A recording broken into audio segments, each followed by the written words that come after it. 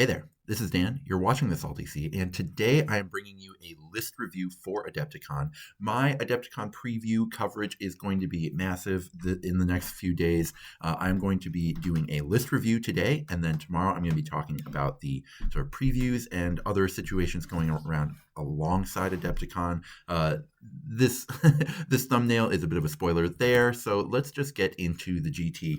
I am very excited about the list review. I think this is the highest level that we've ever seen the list building at Adepticon as far as people really building for the pack. Everyone is sort of no holds barred.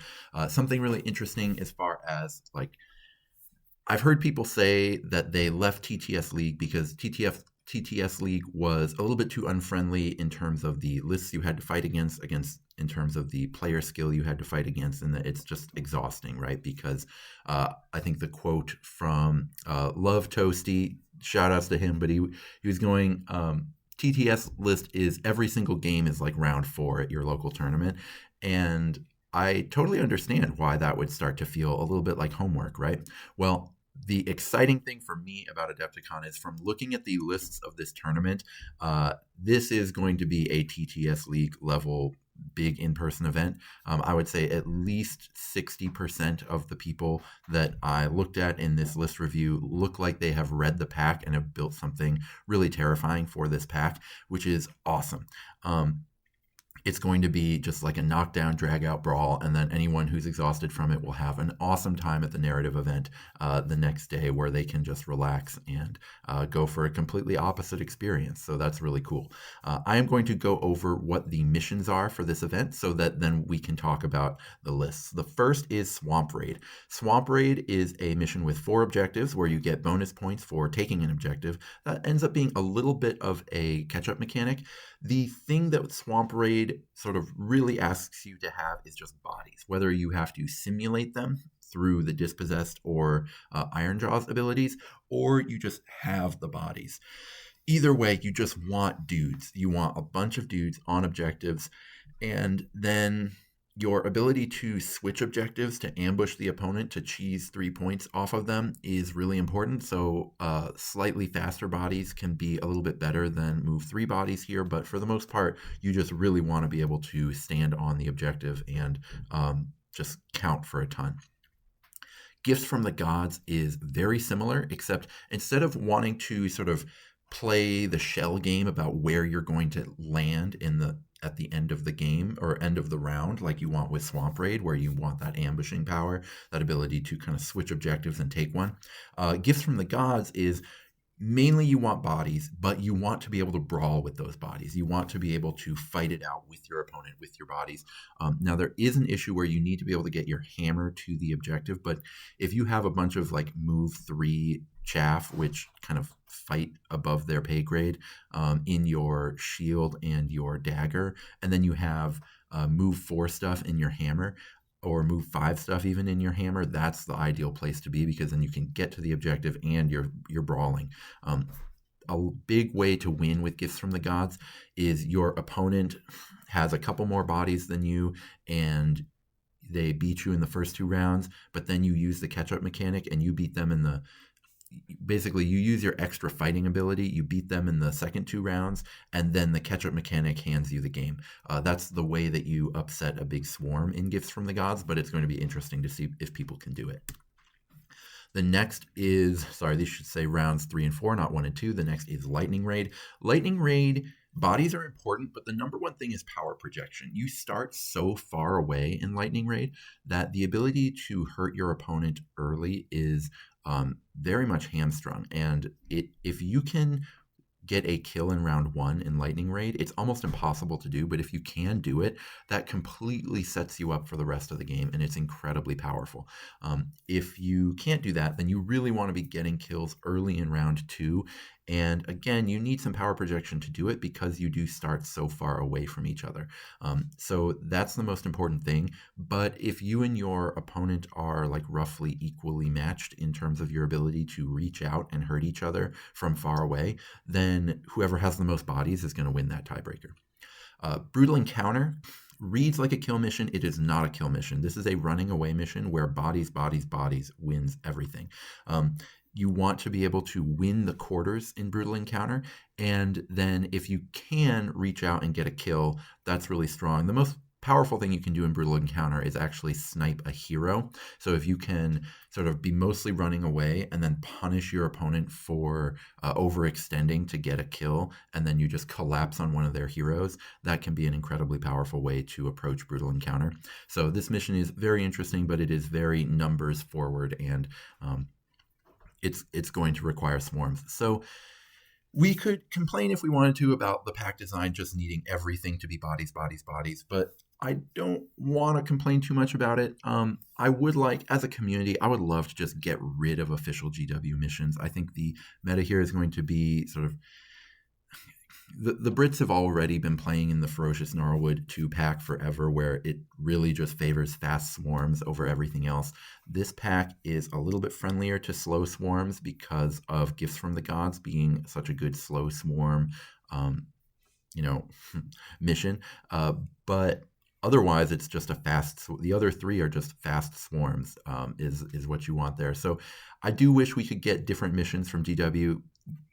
Or tournaments that have community built missions in them are just universally better than the ones that have GW missions. But what can you say, right? It's like, I think this pack design is super iffy, but I don't think Kevin could have done anything different, really. Like, he was boxed in. He wanted to make this sort of an official GW GT so that, this could be as formal as possible. And given that mission statement, it's really hard for him to build a balanced pack because there just aren't good kill missions. The only one really is that treasure mission. Loot and Pillage. Loot and Pillage is really the only really good GW kill mission out there, and so that's kind of his only option, really. So that's really tough. So what we're going to see here is a lot of swarm versus anti-swarm games. There are a few destruction lists. There are a lot of gunline lists that I didn't expect, although I'm playing one of the gunline lists, so can I really say I didn't expect them? That would be hypocritical of me. And a lot of swarm, as you will see. So the swarm versus anti-swarm battle, Warden Kings and Brute Bosses are incredibly important in those battles, as far as, can the swarms bring down the Brute Boss? Can the swarms bring down the Warden King? Because they are the things that evens the score for the anti-swarm. And if the anti-swarm lists can keep their Warden Kings and Brute Bosses alive deep into round 3, it's going to be very, very difficult for the swarms to avoid getting the tables turned on them. The other thing for the anti-swarm is, if you have a sort of bunch of chaff killers in your list, so if you have a 9-model list but 4 or 5 of your guys are good at killing chaff, then you can hope to, for example, what I said on Gifts from the Gods, the swarms will outnumber you in rounds 1 and 2, but then you can have a real hope to sort of thin their numbers enough by the time you're into round 3 that you have flipped it, and then you use the catch-up mechanic to get you back into the game.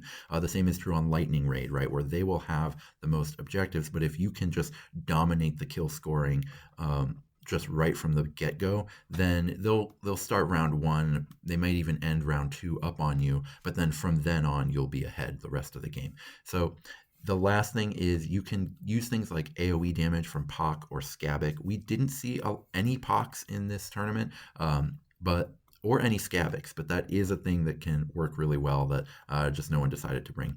From the swarm side, you really need to use Resurrections, Nets, or the Grudge Bearers. I don't know whether to call Dispo a swarms list or not. They don't have bodies, but they play like a swarm list because each body counts for 3 bodies on an objective. But so if you are the swarm list, counting Dispo as a swarm here, you really need to use your Resurrections, your Nets, your Grudge Bearers to slow down their Titans so that they can't clear enough guys as quickly as they can. And so those things are really key, and seeing the swarm players execute those is going to be the keys to that matchup. They also need to place really carefully around the edges of objectives.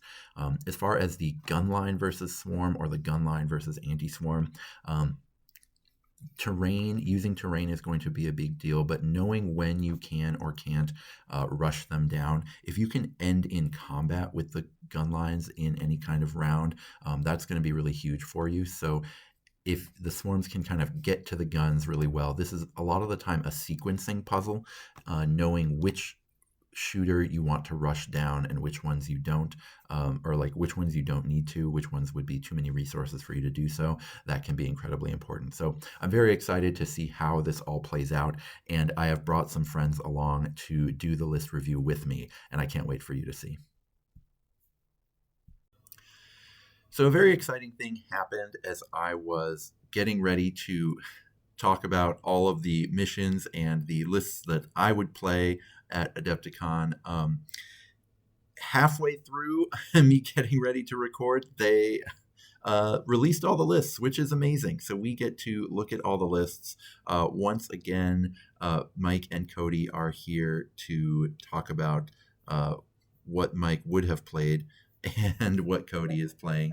But I think we're just going to go through all the lists, hopefully say a little bit more about each one than just great guy, great list. That is the trap of all list review episodes, but we will do our best. And I'm going to start from the top with Kyle. This is not Kyle Knapp of 3H1C. I don't know this Kyle since he didn't choose to release his last name. So this could be any number of Kyles, but he is playing Wildercore Hunters with 2 Arbalests and a group of other types of dudes. He's got every sort of Wildercore in the rest of them. I think that might be all of them except the double crossbow. He's cut the dogs. He's cut the dogs for a second crossbow. Oh, yeah. And two dueling sabers, which is you never see those because that's the alternate build of the the double crossbow. Oh, sure. They're pretty sick though. They got 2/4 damage on them. Like if crossbows weren't so good in this warband, these guys would see a lot more play. But yeah, I mean it's a cool list. It's got some range with like the Drogslayer spear when you get in close and stuff like that. Double Arbalester, I feel like you never see without like something like Calthea or something like that. So going to be really interesting to see how that specific deployment goes with 2 of those and 1 guy with a dueling saber there to defend their honor as they launch absolute howitzers across the map. Yeah, so he's pure, so he's got the battle trait, which the battle trait makes Arbalesters a little bit easier to use. I can't remember exactly what the benefit is, but they can shoot from it. Their min range is normally 3, and it lets them shoot up to 1. So okay. Not fully at 1, but just outside of 1, I think it is. Sure. Yeah. So that's gonna be pretty interesting for that dagger. I think. Man, those depending on like the type of swarm faction that you're playing into it, those Arbalesters could clear the swarms quickly enough to. This is the kind of list that I think you look at and you think like, oh, this isn't what a competitive Wildercore list looks like. But if you're not respecting those 2 Arbalests and you just let them sit back there and shoot you the entire game, they're going to do serious damage. Yeah. Well, and the thing with this is though that like they're almost too big of a target for me. Like I'm not looking at anything else in this list and feeling too worried about it. You don't have projection anywhere else. You got 1 hunting crossbow, but it's not the double crossbow, so it's only shooting 2 dice. Those Arbalesters, you're just going to be in a lot of trouble in what, if anything fast, should be charging into them to try to break them up because nothing else is really punishing you for leaving them. Well, I don't play fast things, so I'm hoping to dodge Kyle. That's great versus dwarves. Should be dwarf slaughter with that list. Yeah. All right, so JJ is playing Dintalos, wielder of the blade. So wielder, for example, not someone you want to see with an arbalest. But yeah, Dintalos, wielder of the blade. Ion, Senha, who Ion and Senha are useless chaff models that are just slightly undercosted. One is Soulblight, one is OBR. Then we have a Mortek Hekatos, Hacker, Prentice Markov, Coil Flash, and Bolt. So JJ is going up to 10 fighters. Technically, he put Soulblight Gravelords, but he is only legal in OBR, I think. Yeah, he's OBR. With Senna, because it doesn't. Senna is from Canaan's Reapers, right? Right. And the Mortek Hekatos and Hacker also is from Senna's Reapers. So Yeah, this is an OBR list, so don't. This is classic JJ. Yeah, this is classic JJ list. Trying to throw you off. It does throw off my numbers. I did just run a quick count, and by my count, there were 6 Soulblight Gravelords, which outnumbered the 4 Wilder Cores, but now we're down to 5. So, Yep. Hekatos is there to give that deployment group the movement, right? Yep. Because that hammer starts on the board edge a whole bunch of times. Yeah. Did you workshop this with him? A little bit. So, we'd all locally been talking about stacking dagger being important, but something that I'd been feeling was you do kind of want an ability to get your hammer into the fight, because the hammer is fairly important, like certainly more important than the shield. If you just abandon a full deployment, right? Like if you're just like, hey, these guys, the plan is for them to walk for 2 rounds and then swing 1 time. That's not a good plan for your deployment group. It's never good. So, so the Hekatos can get Hacker, especially in like round 1. The Hekatos can allow Hacker to siege the opponent's home deployment, which is not something that a lot of lists are going to be able to do right away in round 2, and so that's pretty reasonable. That's real quick, just for I've never looked at this profile, so Hacker was not coming to mind, but it's range 1, 3, 4, 2, 5. So if you start rolling some crits, Hacker is going to be hacking. Yeah. I played against this list on Thursday, and Hacker nearly one-shot my wielder because I didn't respect him enough. Yeah. That's wild. Yeah, you can get nasty. Yeah, and of course, putting Dintalos and the wielder in that dagger round 1 is a good place to be. That's crazy. The projection you have that round with the wielder being able to zoom, and then Dintalos just being able to zap. That's gonna be scary round 1. Right. And the threat of now they don't want to charge your Dauntless because you've got a wielder that can move for free and get into attacks, or if you have a triple for Frightful Touch. Yep. You don't want to be unprepared right up against a wielder like that. Right. All right. So next is Austin Lewis. Austin is running Soulblight Gravelords. Again, everyone is either running Soulblight or Wielder Core at this tournament. Austin's videos, it turns out. They see what's good in the meta. Yep. Austin is entirely on Underworlds things. There's a couple of non-Underworlds, but he's got the Royal Decapitator, Zendara Rivenheart. Is the Royal Decapitator, is that just Wielder of the Blade? But No. He's 18 wounds. He's I guess he's there to just like pump damages, but he's very delicate. Okay. Zendara Rivenheart, Deadwalker Zombie, a Black Knight, Toil, Crack Tomb, a Slasher Crone, which is a Night Haunt hero. Everyone loves having a little Night Haunt hero in their Soulblight because you can get the res on leaders. And then Gorath, who's got the little bit of damage output, and Pick. So 9 bodies to be able to cover these objectives, and a lot of kind of mid-range offensive pieces here, which is kind of interesting. A lot. It's very triple hungry between Resurrection, the Slasher, and I guess I'm not sure. The Decapitator is crazy. Sorry, real quick. It's 2-5-4-5, and he's going to be 3-5-2-3-5-4-5 with 2-inch range. So yeah, it is. That's a big deal. Kyle. Yeah, he's a problem. You wanna clean it up in a hurry. Yeah, Zendara with no Lost Furlan is kind of interesting. Yeah, or any. Yeah. No, it doesn't have. It's got Toil, Crack Tomb, and Pick, and that they've got that busted ability where it's like not visible, no range. They just, if they're on an objective, they get to fight on a double, and if they're off an objective, they just get a free move. It's so strong.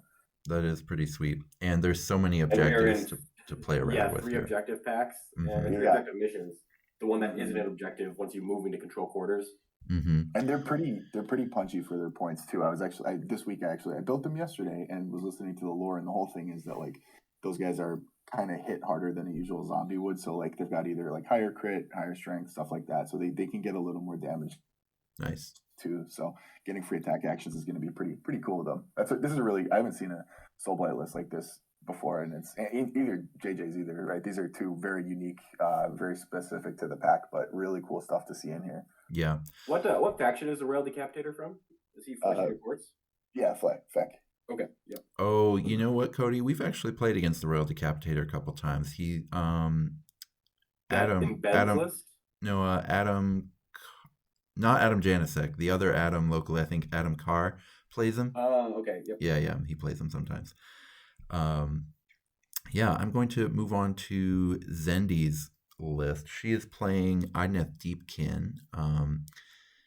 We've got a Soul Render, a Dune Claw, a Namarti Thrall, a Tidecaster, a Tamael, Elethane, and then 2 more Namarti Thralls. So Zendy brought all of the Idneth heroes with control abilities. So Elethane has the net, and I don't even remember what the Tidecaster, what that Tidecaster ability is, but I remember it is a control. It's like a damage reduction thing, I think. I'll look it up real quick. Dan. Oh, cool. Yeah, but it is pick a visible enemy fighter within 12 on a double till the end of the battle round. Subtract 1 from the attack characteristic. So yeah, just a drop in plane versus Vexmore and stuff like that. That's going to be crazy good. Yeah. Not that I think there's limited Vexmore, but shout out Dweenclaw in here. Legend, goat. What a hero. Crab party. Yeah, we got it. Automatic win. Favorite warband. Yeah, legendary stuff from Zendy here. Yeah, love to see Idneth getting played. There's a lot of blessings in this. 1, 2, 3, 4, 5 blessings. That's a lot of points on blessings for a warband, and still getting 8 with IDK, who's notoriously hard to get bodies into. I know we're getting a lot of balls here, but it's again another.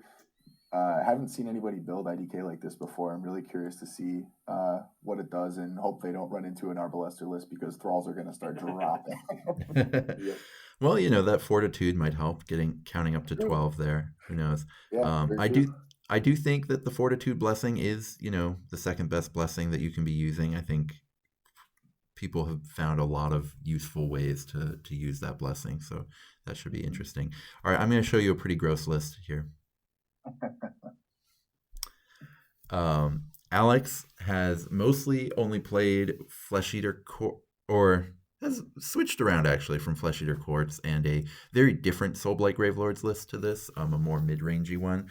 But this one, he decided to go just like full send Bad Faith. Which this is the tournament to do it. This is not me talking shit about you, Alex. I am so glad that you decided to run this. Yeah, so we're talking a number of zombies, more than I care to count. We have the full 15 models here, a White King, a Necromancer, and then a few of the Exiled Dead, just the fast ones, Markov, Ion Bolt Flash, just to be able to get onto objectives early on, so that he can at least cap them until these zombies get there to just completely overwhelm the opponent's ability to kill stuff. That is the plan. You do not want to face this list with a round 1 quad with the dance macabre, right? Doesn't get moves. You're just in trouble. Goodness. Yeah. Oh man. At least you'll know real quick whether you should keep paying attention to the game or not. Round 1 quad for this list, if you've won or lost. Right. Yeah. I think it's pretty cool. I think I really hope that Alex does well with this. I think it's going to be very difficult for people to play against. I think Alex is going to need to really be on his game to finish games. That might be tough. Oh, yeah. But especially with the bonus actions that you're looking at with with the quad, with the double for Shambling Horde and stuff like that. But there's like damage potential here, right? Like I think a lot of times you look at hordes, zombies crit for 4, right? Yep. Mm-hmm. So like you got that many, when you got 9 zombies and they're all chucking dice, like guess what? You're gonna start critting for 4 a whole lot. Yep, that was a classic thing when I played Nurgle. Is like eventually I'd turn the corner on people and then the plague bearers would start attacking, and zombies can do that pretty well. This list does seem like it's a little scared of you messing. This list does not want to see you messing. That's true, but there's not that much you messing at this tournament. There's some. You can dodge it. Mm-hmm. It's dodgeable. Yeah, for sure. Yeah. The only mission in the pack where you messing, I think, is an auto loss for a list like this is the second one. I Yeah, think, gift from the gods. yeah, I think 1 and 3, I think you can still overcome you messing with a list like that. But round 2, yeah, you ought to lose to a brute boss, but that's okay. Everyone has bad matchups. Yeah.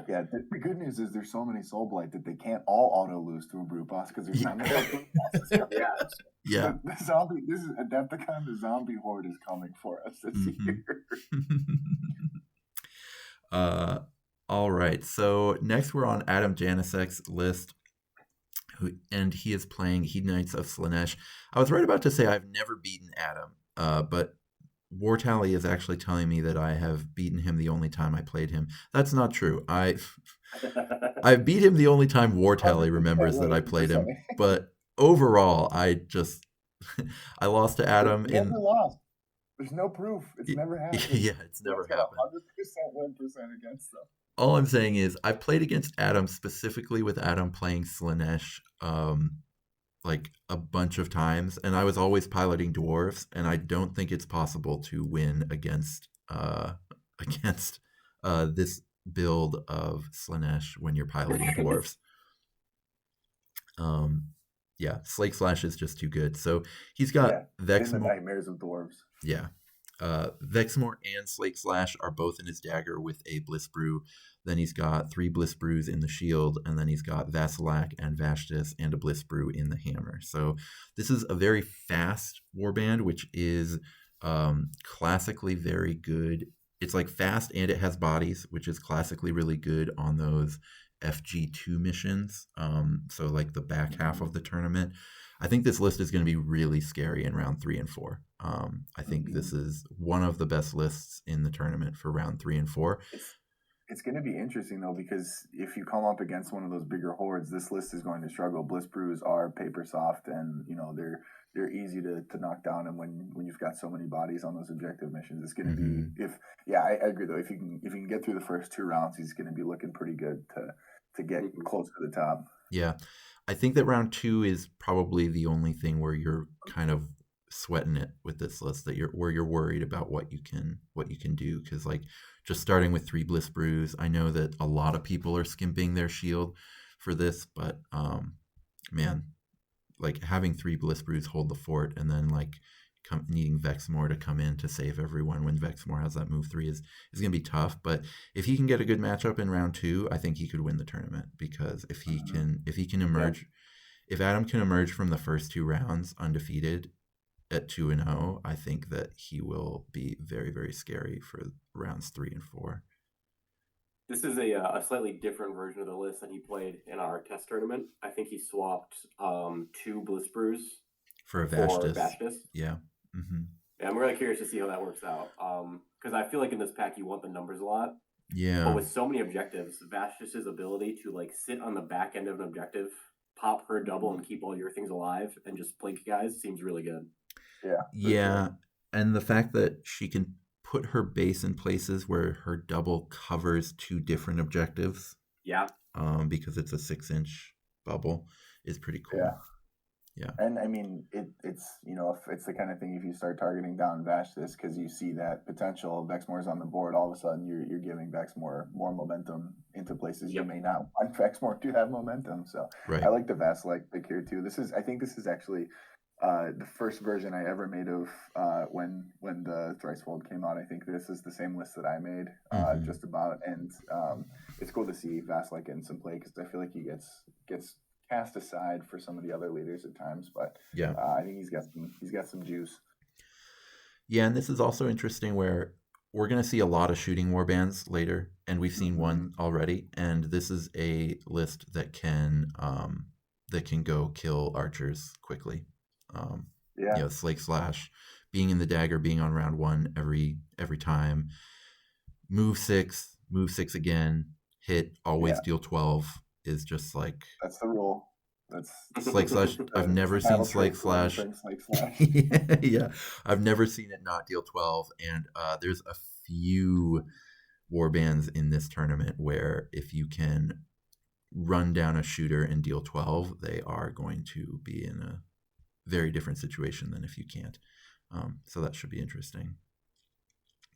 Now we're going to go to Micah. Micah's playing Skaven. Micah has won a lot lately with his Skaven. I think he's gone 3-1 in a TTS league, which is a really high level of play. He's won a lot more games than he's lost locally, especially with Skaven. He's going with a dagger that has 2 Pack Masters and a Rat Ogre, a hammer that has a Master Molder, a Rat Ogre, and a Storm Vermin, and then 2 Clan Rats in the shield. I love that this list having 2 Pack Masters and the Rat Ogre. If any mission where the dagger is the only thing on the board, a quad round 1 is an absolute disaster for you because you really want those 2 double. Yep. It's so funny when you get like this is an amazing thing, and you're like, no, I don't want it. I only want doubles. Yep. This is a list a little bit like Adam's list. This is actually a list that can really deal with the shooting warbands, because a Rat Ogre can just come screaming in from across the board and take out a shooter. It's got potential to deal with a lot of the Soul Blight too, right? Even with the high volume, you're getting such a high volume of attacks out. The thing is, are you getting to the right number? Can you get past the 8? Can you get past the 10 with a 3/6 profile? That's going to be really interesting. And I mean, as all good games do, should come down to dice, and that's why we play the game, because it's interesting when we get there. But the output potential for this list is very focused in a couple of small areas, but those areas have a very large heat map. It is a deep red for where the damage is coming from. Right. Yeah. One of the things the blessing here, I just saw there's 35 points open. Usually he makes one of the Rogers plus 1 attack. Okay. Yeah. Probably whichever one is.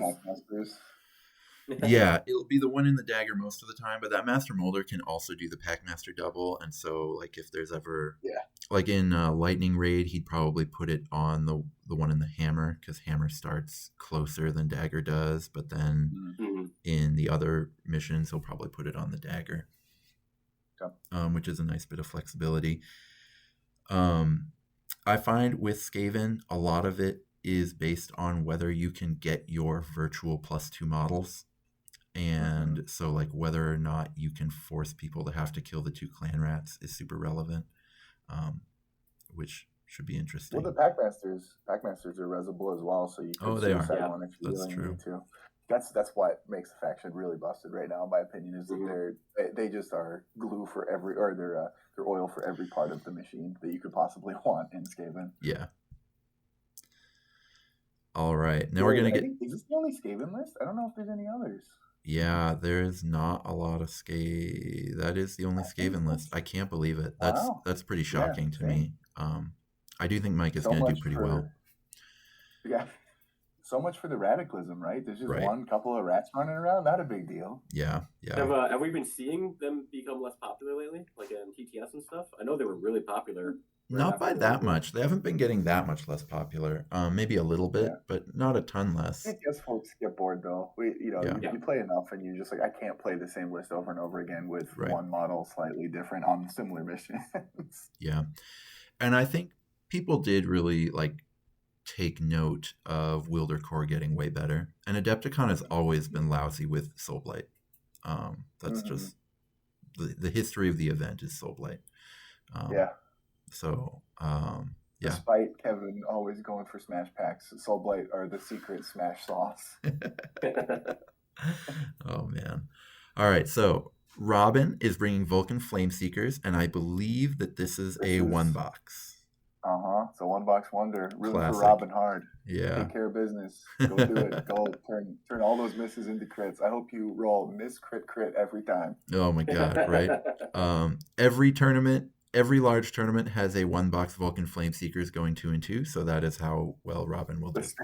The rules. The one thing I do want to know is anytime when somebody runs them and they resurrect the Kindle Droff. If it ever happens, I want to hear about it. Yeah. with the triple battle trait that they get.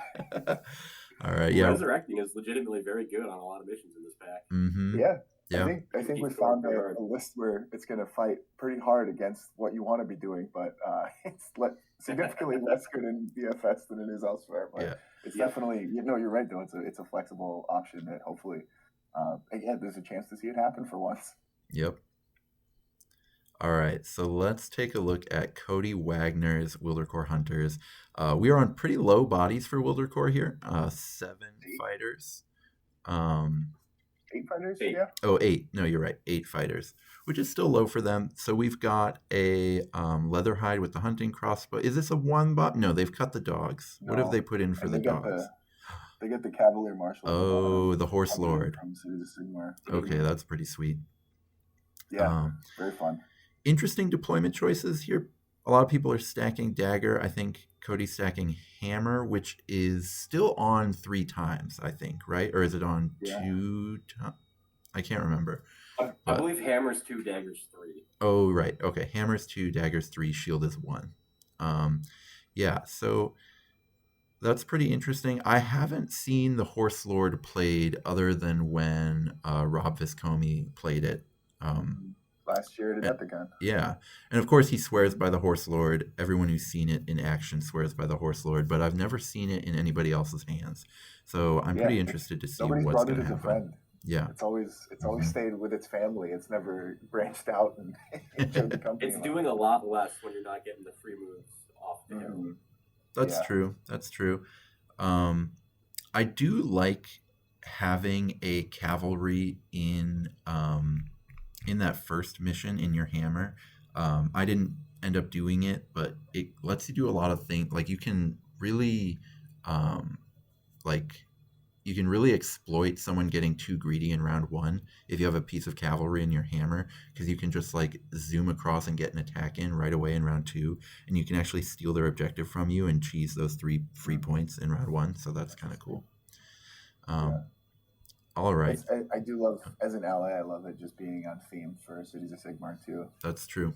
Mm-hmm. It's just like this is the ultimate scouting party. Not only do you have the crew, you brought the horse as well. Mm-hmm. Mm-hmm. All right, so Brad Anderson is going to be playing Iron Jaws, and there are a lot of brutes here. So a rager. Yeah. Bring in a rager. This is the first one I've seen, I think, in a tournament before. Yeah. The ragers can be pretty annoying to a lot of heroes, which is kind of cool. The Gore Chopper brute is, of course, like just a real beatdown piece. The brute boss is going to be pretty interesting. So Brad is, I think, really going to be leaning on you, Messin, here to win games, which is doable, right? But it's going to be interesting to see. I think matchups are going to play a big role here because there are some warbands in this tournament that don't really have an out to you, Messin, and there's a lot of others that kind of shrug it off. So that should be interesting. Yeah. This is shout out to Brad. Brad gave me my toughest game last year at Adepticon round 1 with Bone Splitters, and I love that he's bringing the greenskins back again. Slightly different flavor of greenskin, but staying on brand for his destruction. Yep. This is a really fighty list too, which is kind of cool because especially it's really fighty without having just one huge piece, which is always interesting. There's nobody really trying to make mid-range work at this tournament right now. Except for him, so that's kind of cool. And Iron Jaws is one of the best places to try to do it for sure, with all of their tricks and stuff like that. So definitely has the potential to be successful for sure. Absolutely. And their tricks are so relevant in these missions. Mm-hmm. I mean, looking at in that 4th mission, right? Like the brutes are not going to do anything other than kill because their ability doesn't matter on a quarters mission. Yeah. But being able to push people with shields does. That's super powerful in those when you shove somebody off a point and they lose a point because of it. Like, really, really powerful stuff. There's a few warbands here that was still really relevant in that last one too. Yeah, absolutely. Yep. There are a few warbands here that I would really not want to be piloting this Iron Jaws list into in round 4, just because not being able to counter certain things with you, Messin, if they just run away from you. Iron Jaws can have trouble sometimes with people running away from them, but it's still, I think, the first 3 are all doable because you can manipulate those objectives. Let's talk about Eric and I was building this with him. He just finished painting it today. It's a gorgeous list. Is this Eric Oakland? Which Eric is this? No, so not Eric O. It's Eric O. From Madison, but not Eric Oakland. Okay, funny. It's the other Eric O. from Madison. Yeah. So this is just a classic destruction list of just like absurdly violent heavy pieces, and then just chaff that is way too cheap and just stupidly cheap. Um, Eric is all in on just brute boss doing all the work on the objectives while the two ogres kill everything in sight, which is pretty cool. I think that's and he put swiftness on the brute boss, which I kind of like, because the issue sometimes for the brute boss is like you need to put Umessin on the correct objective, but you can't get to that objective without spending dice to get there. So this just solves that problem. Hopefully. I mean, going from 3 to 4 sometimes solves that problem. It helps a lot. With their, with the double that they have and stuff like that, it can make a huge difference. I haven't seen the full the breakdown of star maps to see how effective it is in the pack to go from 3 to 4. But hopefully it is providing some impact. I love the flex of Bushwhacker getting Savagery. Makes me happy too. And sometimes those star maps can fail if there's terrain in the way, and so sometimes you need that extra swiftness anyway. This is the first Blessed Gutlord I've seen so far, and the Blessed Gutlords can really do stuff. It's not a super heavy destruction showing, so it would be wild if this was the only one. But one rat and one Blessed Gutlord, just to show that people actually started reading packs pretty aggressively lately. Yeah. Yeah, no, this is pretty terrifying. This is like there's a lot of kind of 9 model lists that have some like interesting tricks to be able to maybe counter the 12 model lists that are here. And if I were playing 9 models with some cool tricks, I would not want to see Eric's list at all. Yeah. It's just, everybody has a plan until the Gutlord starts rampaging. Right. It's just like, what do you do when you're losing 4 models per round because of just the carnage that it's creating, right? And like that's the fun part of destruction. If you just like to roll dice, is if they start rolling hot, you just win. There's no way to lose. Right. Yeah. Oh man. Okay, so now we're gonna get to Patrick. Patrick is on Wildercore Hunters. Patrick's great. I love Patrick.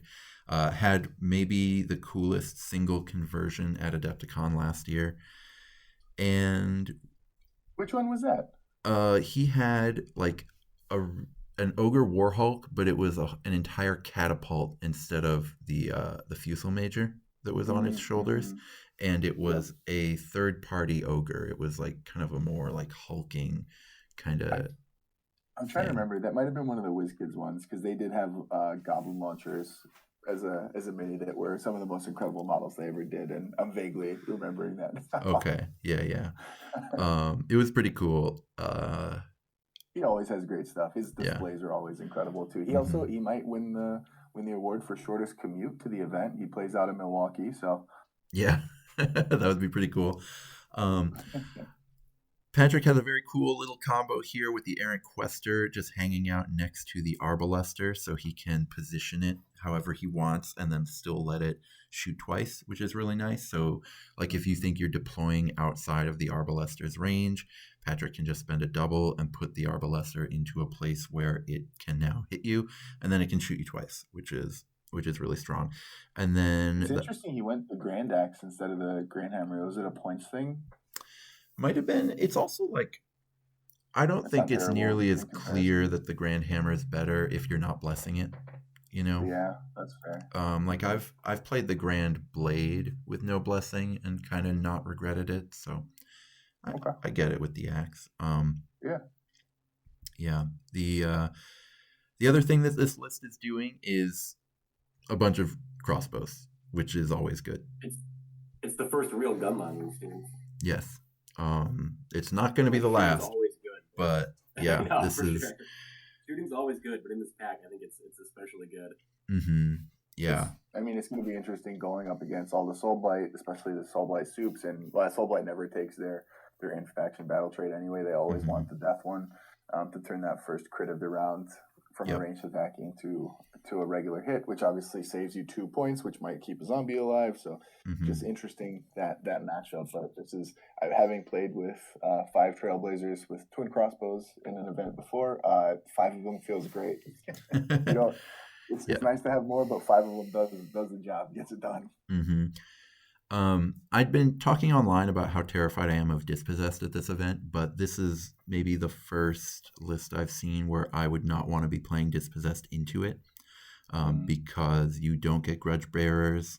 All those Trailblazers can bring down your, even though you have your Toughness 5, they can bring down all of those little dwarves without... Arbalaster too. Right. Arbalaster is one crit hit away from lifting a dwarf, and you're in big trouble if that happens quick. Right. So, not a list I'd want to play Dispossessed into, but there's not a lot of Dispossessed at the tournament. I mean, at the same time, I'm just thinking about that whole matchup though, right? Like the Dispossessed list typically run like a quest store, and like they don't run 2 massive things, and so that's a terrifying matchup into Wildercore, because if you don't kill it on the first go, which you probably won't, statistically unlikely to do, they're just disengaging and really making you, painful. So right. I don't think any Dispo list wants to come up against a Wildercore list. Yeah, absolutely.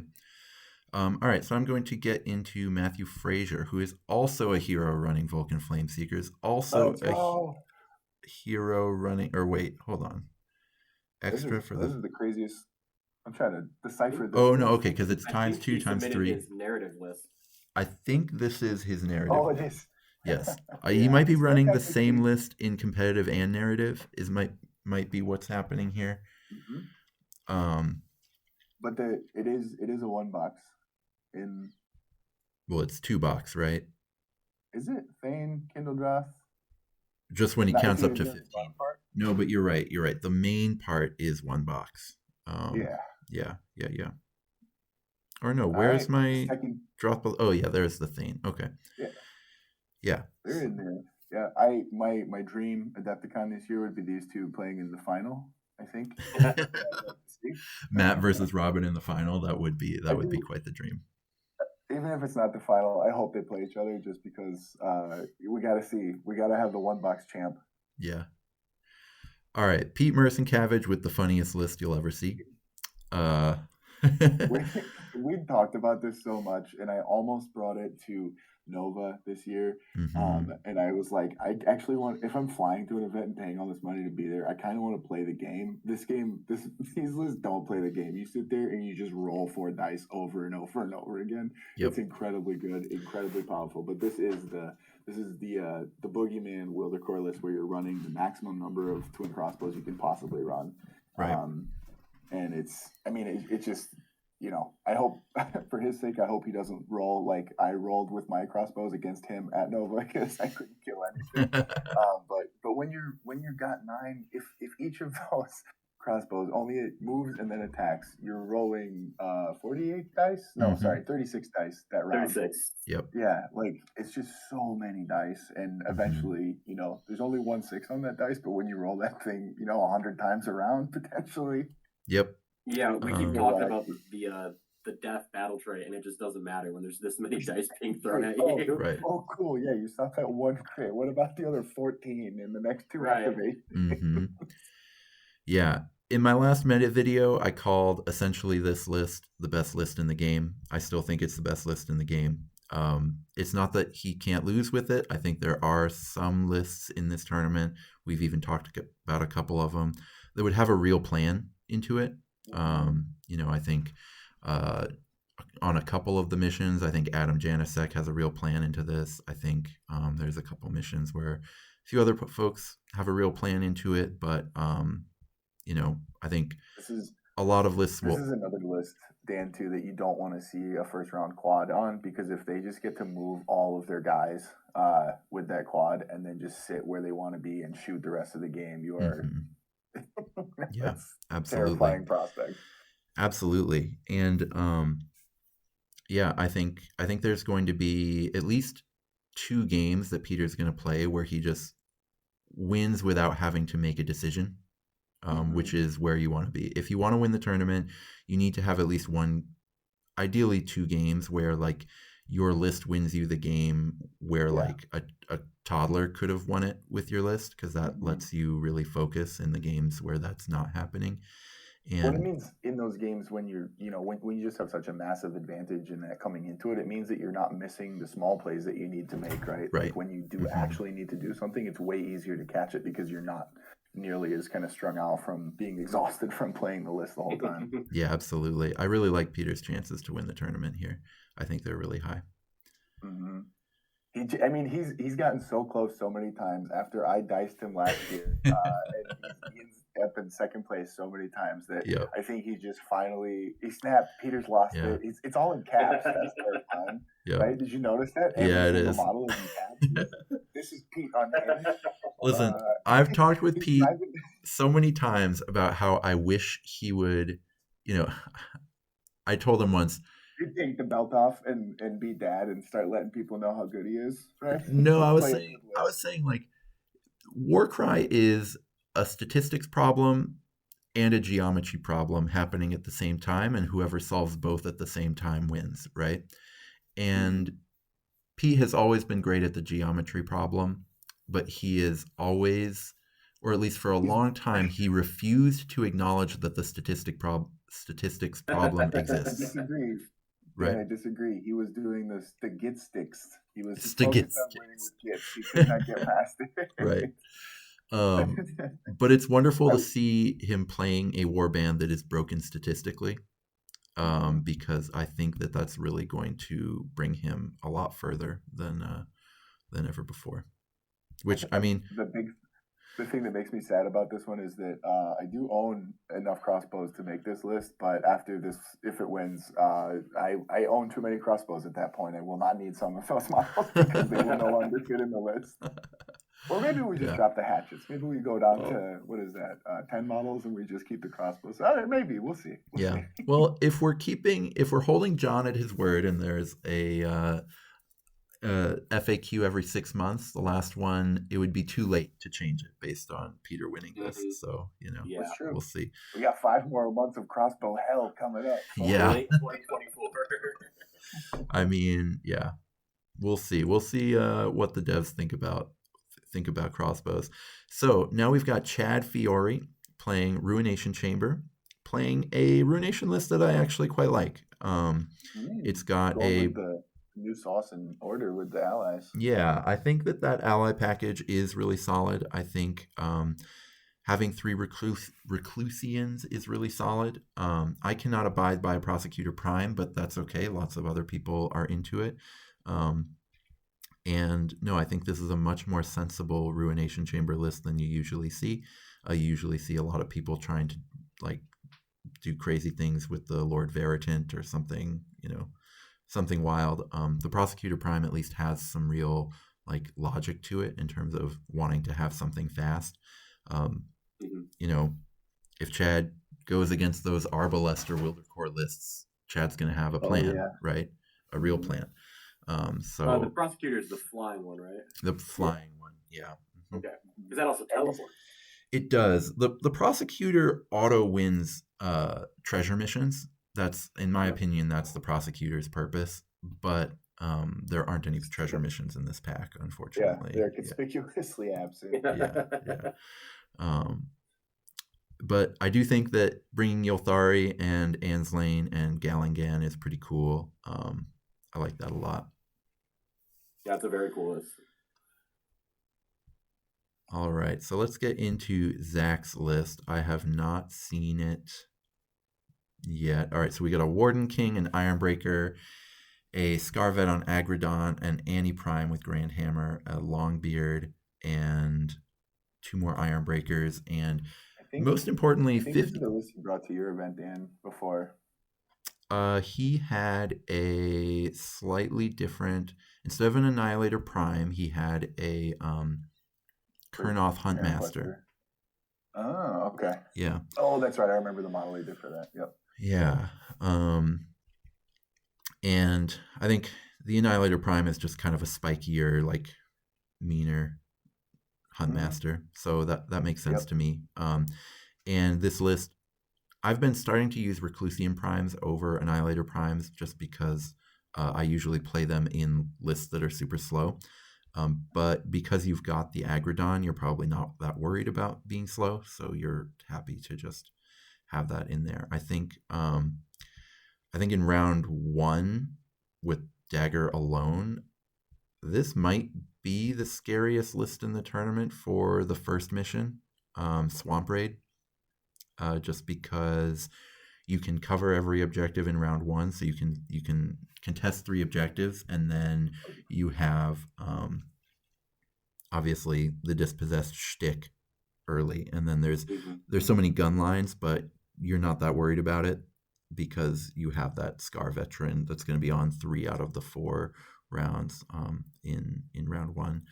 And the only thing I get worried about in lists like this, so I played against the Saurus Scarvet, and they're actually not as difficult to kill as you might think. And it wants to be doing a lot of work here, but I can't remember if it's 25 or 30 wounds, but which is, it's still a good chunk, but like when it's your main damage piece that you're going to be sending into stuff, I think it's tough 5 as well. So it has some buffer, but like that's the scary part with these guys, is that when they get in there, you really got to clean up, because you don't want you've probably got 2 times when you don't get a kill that you're going to be okay, and then after that you really, you might think about using a triple to heal potentially just to stick around.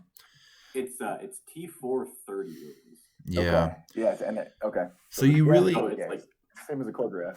I think if you're Zach, you really want to avoid facing like Eric on Lightning Raid or something, right? Like that's a nightmare matchup for you. But I think the dispossessed ability is so scary for most of these missions. I do think that there's going to be some of the warbands in this tournament are basically an auto loss in brutal encounter for a list like this, but that's okay. I think almost every warband in this tournament, I've seen a warband also in the tournament that would be an auto loss for it in at least one mission. So I think that that's fine. I mean, we talk about it so much too, right? With tournaments, and like the matchup for both the mission and opponent matters so much, and like in these bigger events, it's even more prominent. Right. And it's exciting just looking at everything and seeing, like exactly what you just said, Dan, that there are so many different matchups here that, like, depending on who you draw, like you might have an auto win, an auto loss, or just a grueling game ahead of you, and it's just exciting to. Right. I'm really excited to see how it plays out.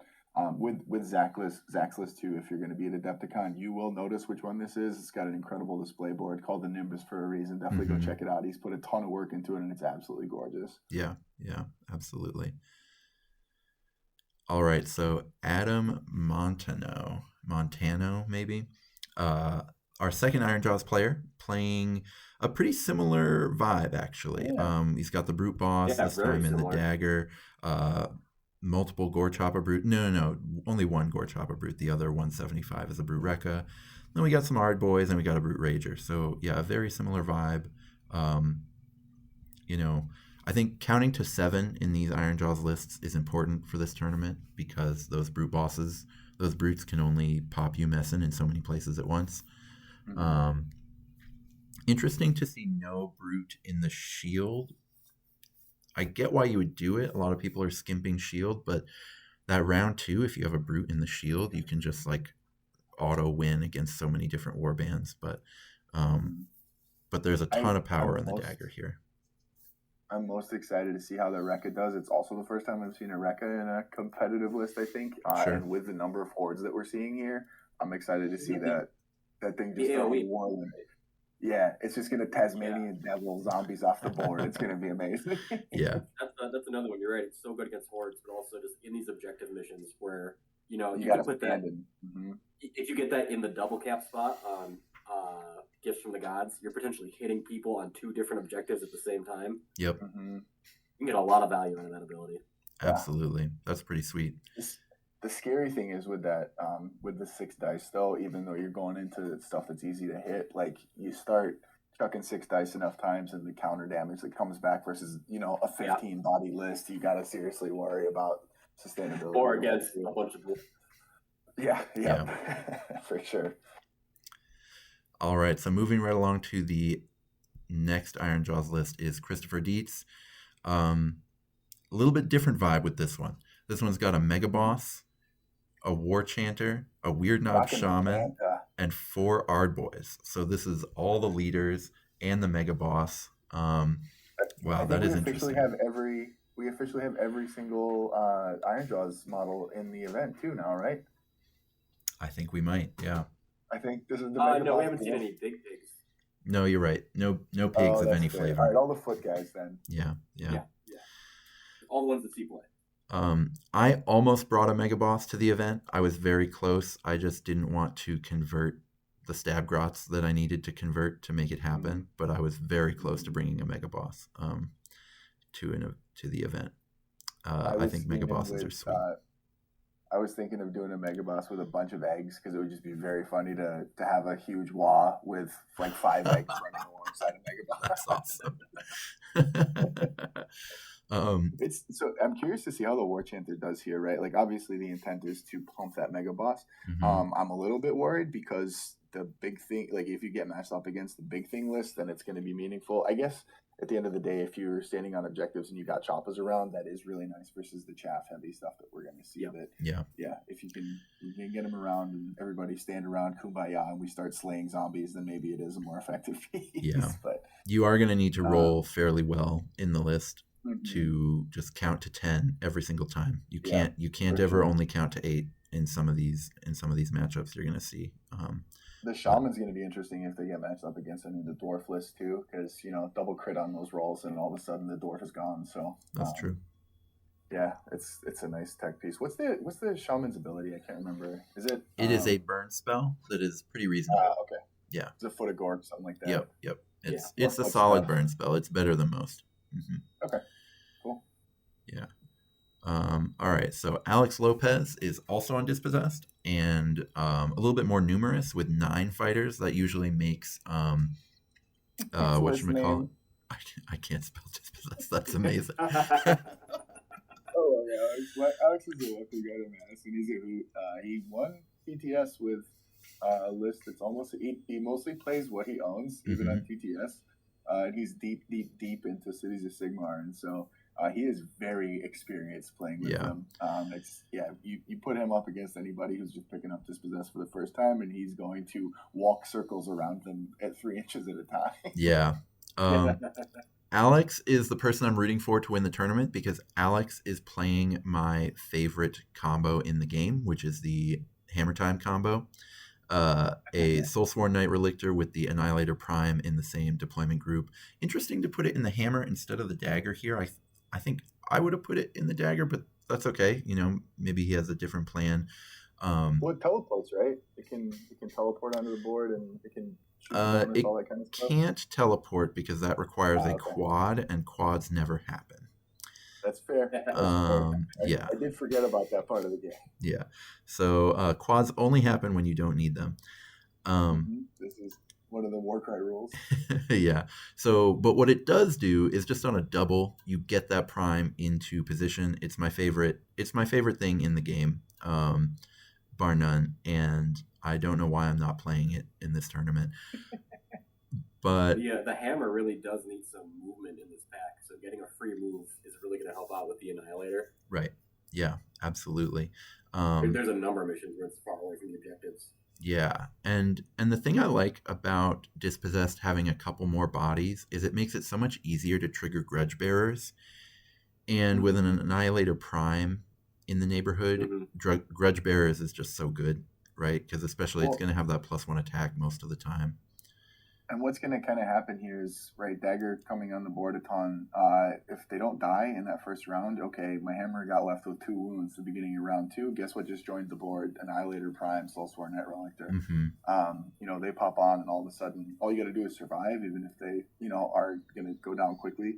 Right. And then all of a sudden, you're just positioning, you're trading that piece for the pieces you really care about later.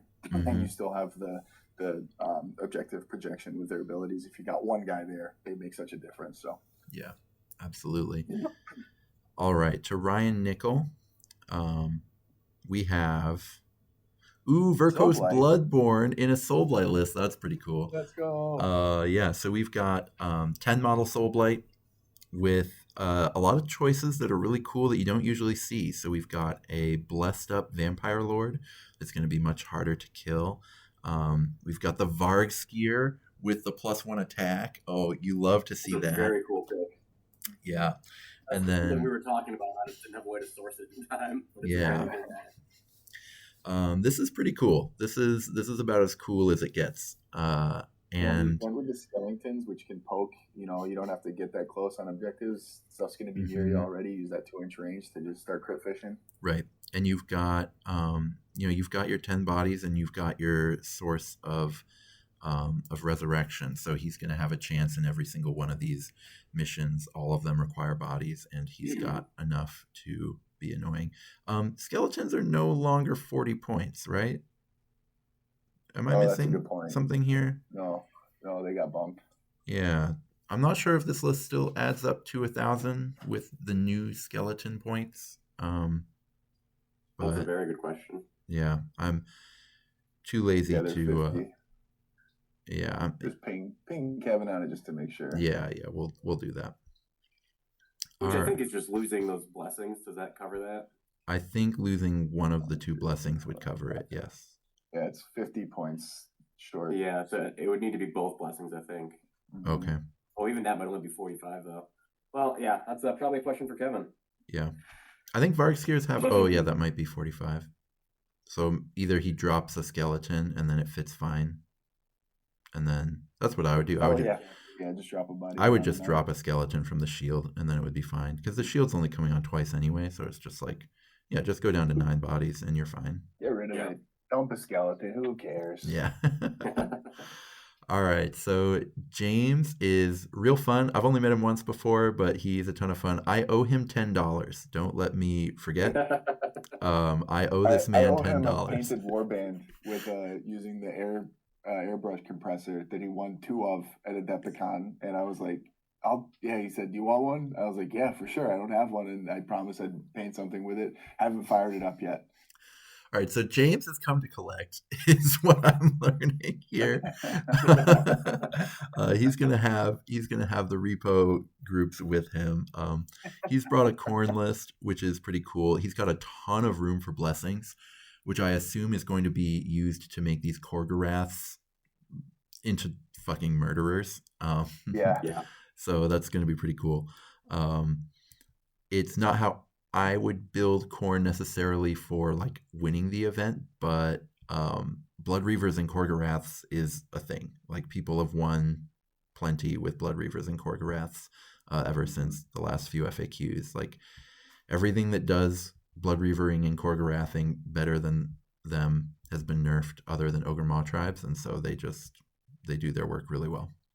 And he's rocking the Stoker, so he's just rocking big Skaven, basically. He's got the ability to whip, and Korgoraths are just doing more damage. And Bloodstoker's got 3-inch range, which is kind of nice too. Get some flexibility. Yeah, absolutely. Blades of Corn, this build of Blades of Corn is just cooler Skaven. I agree with that 100%.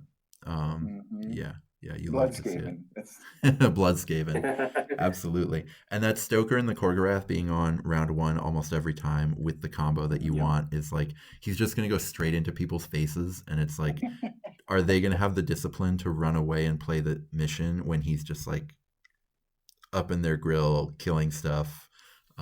It's going to be interesting. Yeah, when he's got the dog that's just barking at the end of its leash, and he's like, I might let it go. I might let it go.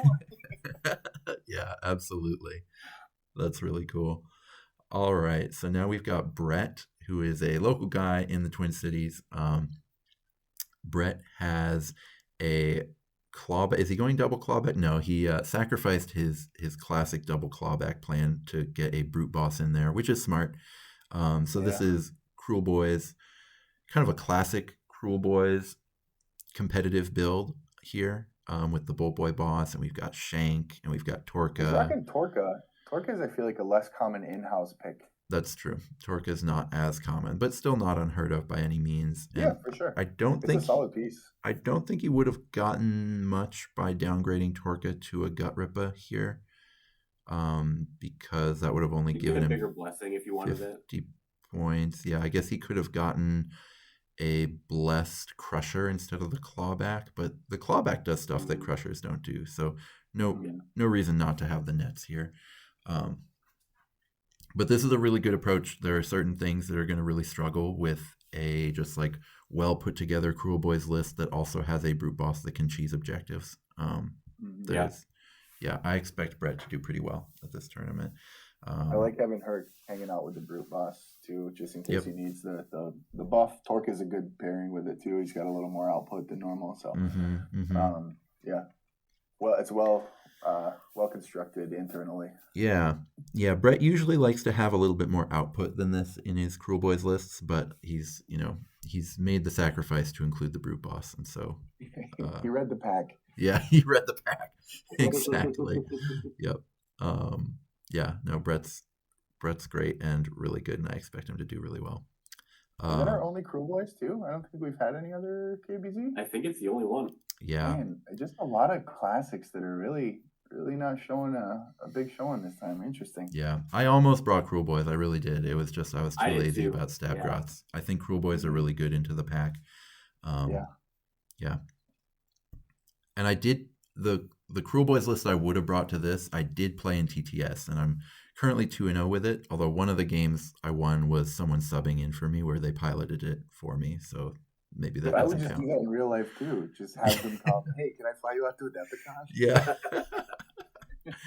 Yeah. Oh man. The Polish guys would do really well at Adepticon, I think. They'd all be bringing the dial to 11 lists. Right. All right, so we've got Dylan Adams. He is a TTS regular more recently, and he's got a sweet little Mollog list, which I really like here. This is a really cool list. Yeah. I like this a lot. Anytime Mollog shows up, I'm immediately a fan. This is a Mollog list and a Swamp Hollow. with a real plan. Yeah. He is absolutely he has keyed in on one piece of the game's mechanics, and he has said, I am going to dominate that piece of the game. Because he's got the Brugit to give himself plus attacks. He's got Mollog and the Swamp Kala to reduce incoming attacks. This is a list that I would not want to play if I were Eric's Ogre Maw Tribes list, for example. There are... I think Adam's Slanesh list, too. Yeah, I would not want to play against this if I were Adam. I agree with that. This reminds me of a similar list that I brought to Adepticon 2 years ago, just with a lot more care and thought put into it. Yeah. Absolutely. I'm cheering pretty hard though for Mollog and Araka to show up and wreck some stuff. And it's going to be really interesting, right? Because especially with like a lot of those Soulblight lists, like this doesn't really want to fight against the Wildercore for sure, because those attack bubbles I don't think are going to do a ton. But when you're worried about getting crit fished from melee attack actions, you start cutting those attacks in half, right? Because I think the zombies are only 2 attacks. Yeah, they are. Yeah. So you cut those in half, and you're really, lowering that output and potential for getting blown up. This list turns the zombies into counterbots, I think. I think they stop having the potential for offense. Yeah.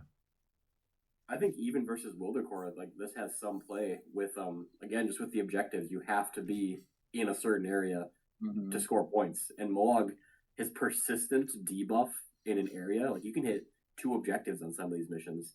Yeah, you drop it down once and it stays for the game, and they might not have a choice to get outside of that that bubble to shoot you. Round 2 specifically, I think is the one, because you'll get your shield, like you'll get that Trogoth you'll just rush him to get as close as to the enemy as you can, and then you'll just right away in round 1, you'll just kind of run Mollog over and put the mushroom as close as you can to the center of the board. And then this list also has the potential to really let Mollog start positioning really well against some of those bigger body count lists, because you actually don't mind using the reaction to get Mollog shifting around with Snufflers or like the Stabber and stuff like that.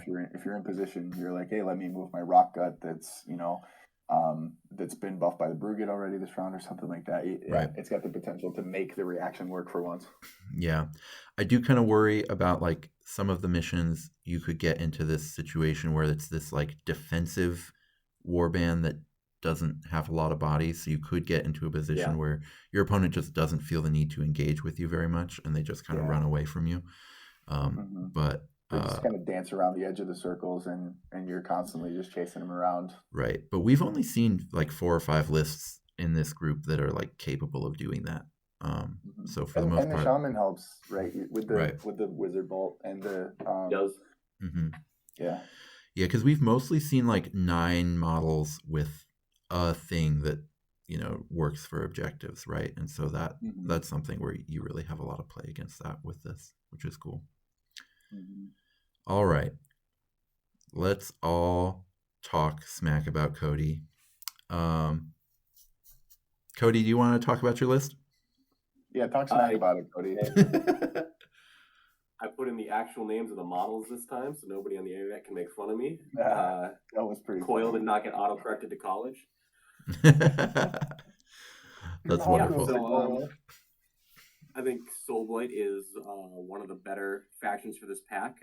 I've always liked the models for Soulblight and just never really played them that much. Part of it was I didn't find them all that fun to play, and I wanted a list that had bodies, but I wanted more heroes. And so shout out to Andy Morris for reminding me that if you keep scrolling on the Soulblight page, you eventually get to the Sepulchral Warden. There's a whole other team at the bottom of that. So that let me hit 11 fighters, I think. I've got 3 heroes, so I have really good options for Rez and for Shambling Horde. Rez is so good in this pack at cheating all of the secondary kill scoring. Yeah. And then with Wielder, you have the ability to resurrect one of your heroes. And I played in the 4th mission where you get a point every turn if a hero is dead. Daedalus died on round 2, and I rezzed him again on round 2 and just denied 3 potential points to my opponent in that game. Yeah. So this is my take on trying to make Soulblight more fun to actually pilot. There's a lot of abilities going on. You've got doubles for movement. You've got a double for damage with the zombies. You've got triples for rezzing. You've got triples for damage with the wielder. Frightful Hour on the wielder. I think Frightful Touch. Yeah. Frightful Touch. Yeah. It's a lot of cool stuff. I feel like I kind of wish I had a practice with it. I changed kind of last minute, but I've been happy with the game so far. And that's why Cody's a psycho and we hate his guts. I really like that you managed to get 11 bodies with tricks and offense. Yeah. So you have actual like elites that can do work, but you still have 11 bodies, which I think is a really big deal. No, it's a really well constructed list, Cody. I think anybody. It's the kind of list that you sit down across from and you're like, oh, it's just a bunch of bodies, and you're like, all right, I'm just gonna have to move around it, outplay it, and kill stuff, and like you don't necessarily realize the treachery that it is put in front of you as soon as you see it, because it does have a ton of explosive output. I mean, Dientelos is just always such a good shooting profile because it hits everything on 3s for the most part. So you just have a lot of options in here, which is especially when you're going to be clustering as well. It's just scary stuff. And you changed the deployments from when I played against you, right? I don't think so. Is there? Okay. Did I have dagger and shield swaps? Yeah, I think we had Dean Telos started because we played on Lightning Raid, and you had Dean Telos starting in the corner, I think, with the zombies. So I think you flipped. Which corner? The corner. Oh no, yeah, dagger starts in the corner. So I think you had Dean Telos in the dagger when we played last time, but you switched him to the hammer. Yeah. Which I think I like that because then you can get him to potentially be shooting right away in round 2. You could just like double shoot in round 2, which seems really good. Yeah, I think I like that better than the old one. And then for most of the missions, you want Wielder on the board round 1. So having him in the dagger is better than, I think against me, you had him in the hammer. So I think that's a good change. I'm sad you didn't bring Beast of Chaos, Cody, but I understand. I'm bringing them for narrative. Bringing all 15 of them. Yeah. I think Beasts could have been pretty good for this pack. You would have had to play a lot of Gores. I thought you were really thinking about it, Cody, right? I considered it. I think it's I don't know. It's got some play. I don't think they're. I think this would be like the worst pack I've run them in. Sure. They're not smashy enough to do the smashy things you need to do in this pack. It's it's not a gut lord. It's not going to you're not going to win the game off of just a rampaging Bulgor. Yeah. It's their classic issue is that like they've got really 2 good things that they can do. Maybe I guess 3, but like they don't do any of those things the best. And in this pack, if you're going to skew, you need to skew all the way. Like if you're going to skew smash, then you have to skew all the way smash because any half measures, you're just going to get stuck not doing anything well. Right. Yeah. There's not a lot of missions that require you to do 4 different things at once, which is what BOC is so good at. Yep. I was considering them before we saw the pack. Okay. Yeah. That makes sense. All right. So now my list is Reclusian Prime, a couple Thunderers, 5 Arcos, and 2 Elite Dwarves, 1 Warden King and 1 Endrin Master. And an androgynous Endrin Master that nobody knows his true form. So yeah, I am playing Drekkie Flint as my Endrin Master, which is has caused controversy because Drekkie Flint has a gun. Kevin said that it was okay, so we're going for that. Otherwise, I was going to. Cody, Dad said it's fine. Yeah. I won't complain about it unless Dan beats me. And you'll throw the game on that point. I thought it was. To prove it. We'll talk with the Warcry devs or the War Tally devs about adding an asterisk feature. Right. Yeah. We'll get trolls on it. This list is, I don't think as good as the Crow Boys list I wanted to play. I just ended up playing the list that I played at the last Mad Cry. But instead of a Warden King, I played a the Vulcan Runefather at that event. That event required a little bit more moving around, and so having the Runefather who can get that bonus move action if he's moved twice, so he can go 9 inches, that was more useful there. And here it's like I read the pack, so I just changed the list by adding a Warden King. The Warden King gets to cheese a couple missions. Isn't quite as cheesy on like Lightning Raid as I would like him to be, but the first 2 missions he's a very cheesy piece, which is good. Dan, I meant to ask Cody this one, but what are Cody, if you want to go after too, but what are you most scared of facing of the list that you've seen so far? What do you not want to roll up against?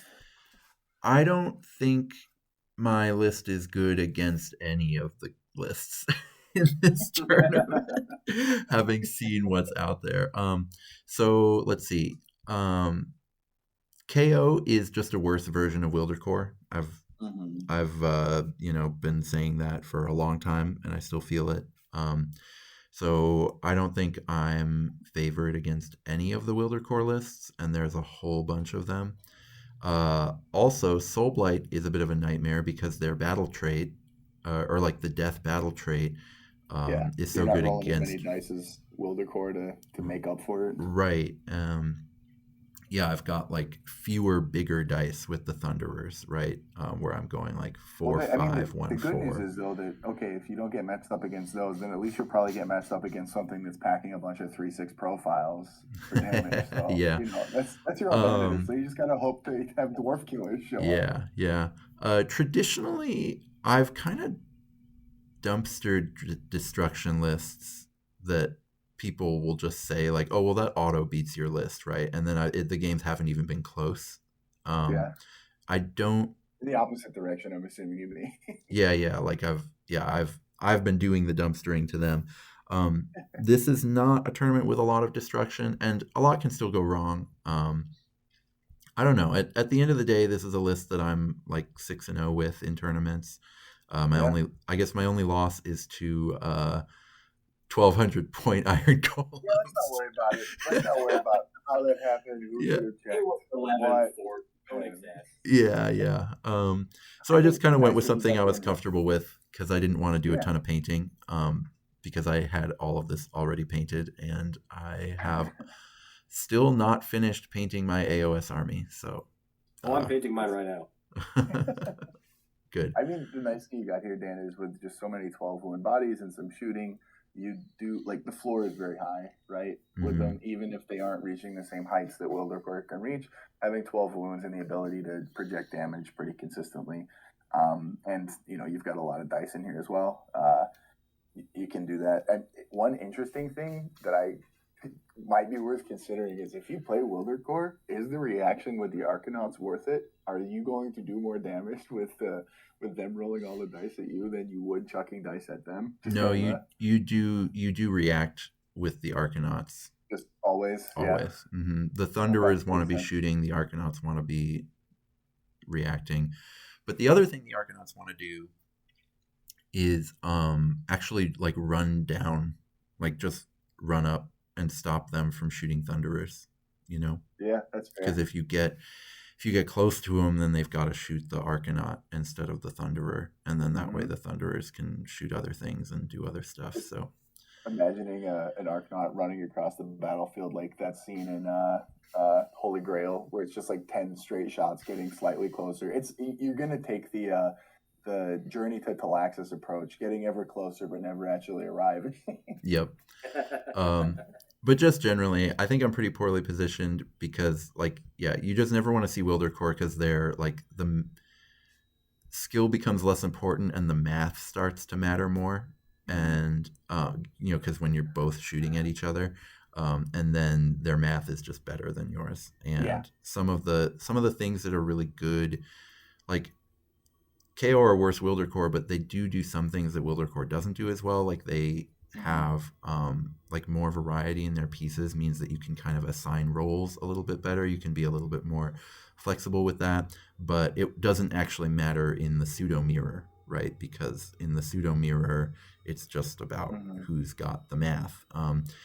And in some missions, you win the pseudo mirror by just having better melee, because like you have a Stormcast who can run up and kill all their guys. But this mission, like the missions here, don't really have that, except for round 2.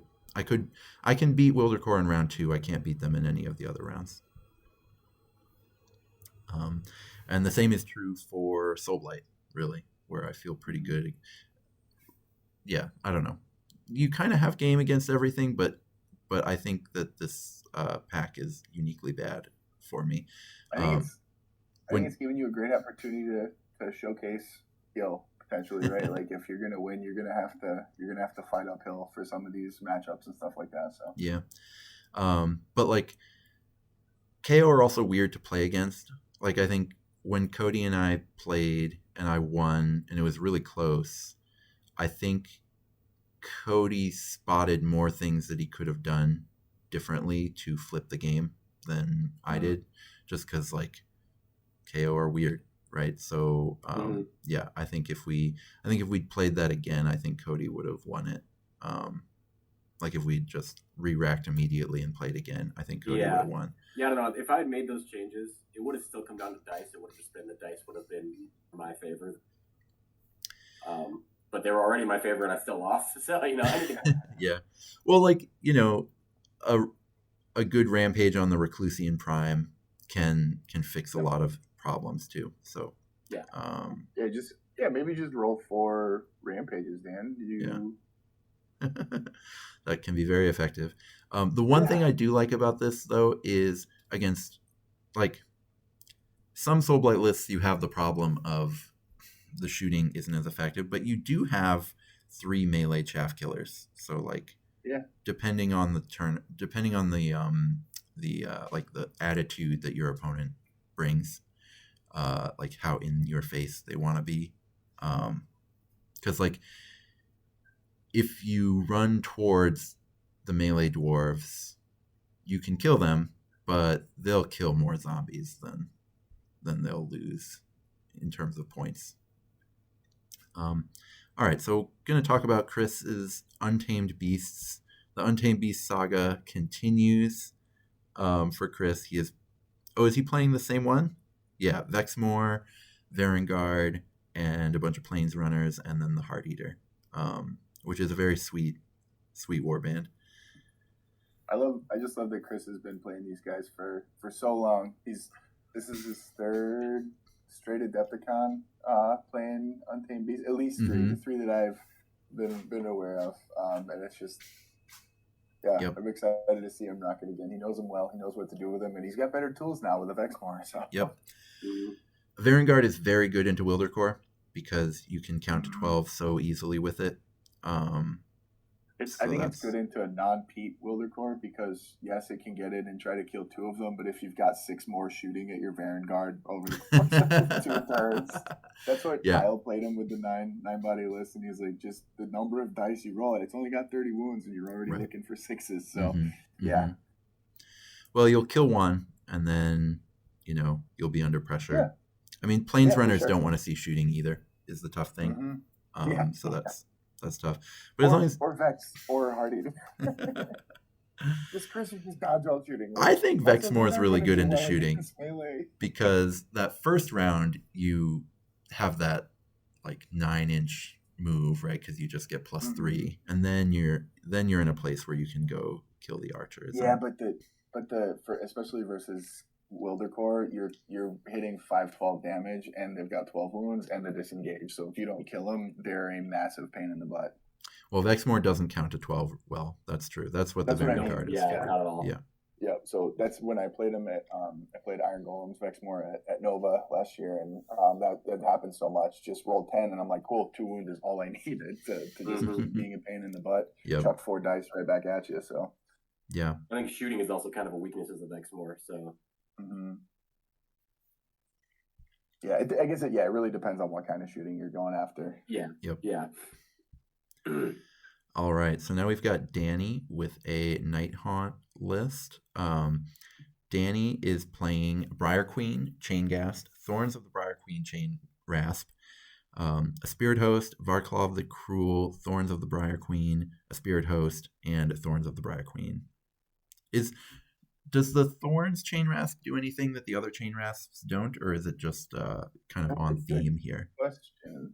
Yeah, I actually don't recall. Either way, this list is sweet. I've played against this one before. The thing about Night Haunt that can fool people sometimes is even when they have fewer bodies, they play like they have more than they have, if that makes sense. Like they have virtual bodies that are greater than what they've got, both because of the resurrections and the fact that they can wait and then still get to the objectives because they're so fast. And so that's always pretty relevant when you play against Night Haunt. So they're pretty cool.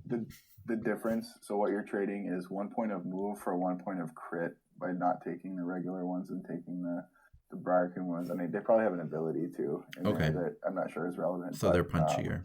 That's cool. Yeah, a little bit. And you care about that 5 versus 6 potentially, maybe not. So yeah. The savagery on both Spirit Hosts kind of sends a message, what they're trying to do with this list. Yeah. Yeah, it really does. I mean, I hope that Danny gets to throw some triples into the Spirit Host and get some huge damage output from that. That would be pretty cool. For sure. All right, so we've got John Bateman, a Madison stalwart, going... He's been working on this list so much, has really played it locally a ton for a really long time, has wanted to make IDK work, and this is, in his opinion, and one that I've played against and would vouch for, probably close to, if not the best list that they can really construct in a lot of different ways. It's a little techier than a regular IDK list because you're bringing got multiple nets. But not even that, but you're bringing like the guys that like have the ability that's like, okay, we chuck a spear and then we can't chuck a spear again. Like it's a little like mental load and stuff like that. But there's some flex options in here that are pretty interesting. Yeah, because it's all underworlds mostly. Sephenir with savagery is always great. Yeah. Yeah. It's just We've seen a lot of savagery. Yeah. A lot of people. A lot of the different lists. Yeah. A lot of blessings just in general. I think people are starting to really come to the decision that blessings are one of the best things you can do. I mean, Fortitude too. Yeah, exactly. Right. Yeah.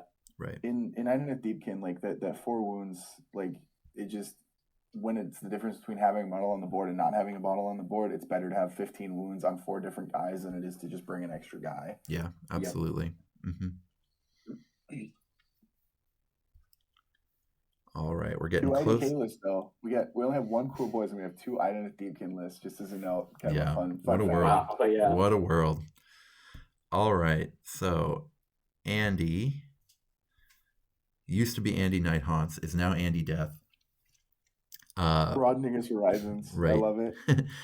We see 13 bodies in a Soulblight Gravelords list, and we all cheer, of course. Just to note, this list is going to be in the same car as Cody's list on the way there, and I'm just what a terrible vehicle to be a part of. Yeah, I do think this is probably a better Soulblight list than mine. Mm-hmm. I think mine, I enjoy piloting more, but I think this is just really leaning into what they want to be doing and what's good in this pack.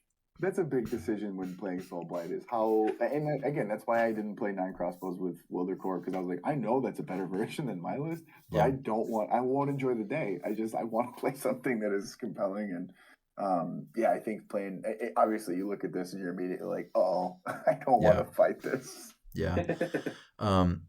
I would say, Cody, that's mostly true, except that I think this list is a lot more scared of you messing than yours is. We didn't see a ton of brute bosses, but we did see a few. We saw like 5 or 6 lists with brutes in them, and so that is something that I think this list would have a tough time doing. Dean Delos can get there, but not in 1 round, right? Dean Delos is going to take 2, sometimes 3 rounds of shooting to bring down a brute, and so that's where wielder is really helpful to have. But like, I wouldn't want to, like, yours versus this, I wouldn't want to, I would rather be in his chair for most of those missions. Yeah, same with Alex's 15 zombie list. Right. I'd rather be in that chair for sure.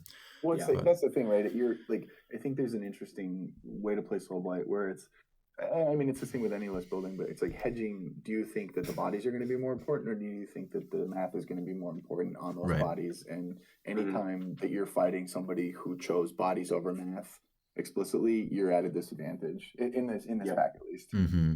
Right. Yeah. I mean, I think in general, we're kind of asking the question of like, is the best thing you can do in Warcry just have 15 bodies? Mm-hmm. Yeah. And I think in this pack, it definitely could be. Right. There's just enough ways to exploit it where it's not guaranteed, where you can justify hedging against it. Like, there are just enough brutes in the field where running 15 bodies every time is not necessarily a guarantee. But yeah, it should be interesting to see how the matchups play out. Because those brutes could just play against, things that don't. Yeah. And then. Yeah. So very interesting. And then I can play against Andy, and everybody has a bad time. If you play against Andy, nobody's going to finish the tournament. It's going to take 3 hours. Well, according to Wartelling, I have a % win rate in my 2 tournament games against Andy. So he's pretty good at finishing those games. Yeah.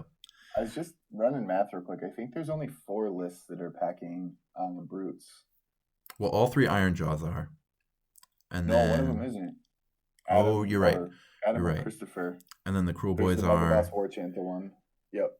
And then the Ogres are. Is that it? Yep. So there's only 4 brutes. I think so. In the tournament. Yeah. Yep. I just ran through the list. I think there's only 4 total. So if you can, so 4 unlucky people every round on the objective mission.